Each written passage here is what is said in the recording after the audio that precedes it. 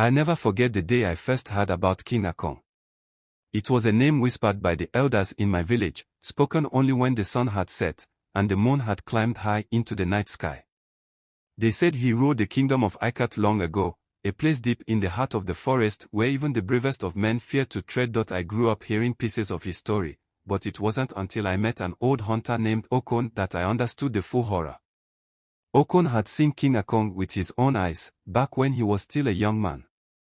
He told me the story one night by the fire, his voice trembling as he spoke. The king wasn't just cruel, Okon began. He was evil, with a heart as dark as the deepest night. His reign was marked by endless bloodshed, and his greed knew no bounds. The crops that grew in his land were cursed, and the rivers ran dry under his rule. But it wasn't just nature that suffered, it was the people. Anyone who spoke against him or failed to bring him enough tribute would disappear, taken in the dead of night by his guards. I leaned in closer, the fire crackling as Okon continued. Some say he made a deal with dark spirits to keep his power. One day, a young woman from the village, named Inua, was chosen as a tribute. She was beautiful, full of life, but her family was poor.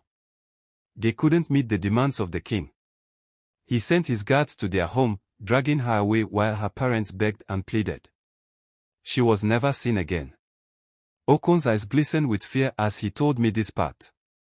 The next day, a strange darkness fell over the village. It was midday, but the sun never came out. Animals went silent, and the wind howled as if it carried the voices of the lost. The people began to disappear more frequently, some taken by the king's guards, others simply vanishing without a trace. He paused, his face pale in the glow of the fire. The king had gone mad with power. They said he sacrificed those people to keep his hold on the throne. No one could leave the kingdom of Ikot. The forest seemed to trap them, twisting and changing. Even the trees felt alive, as if watching and waiting. One night, Okon told me he had been hunting near the borders of the kingdom. It was there he saw something that haunted him forever. I had set a trap by the river, and when I returned to check it, I found something strange. It wasn't an animal in the trap, it was a figure, twisted and distorted, with eyes that burned like hot coals.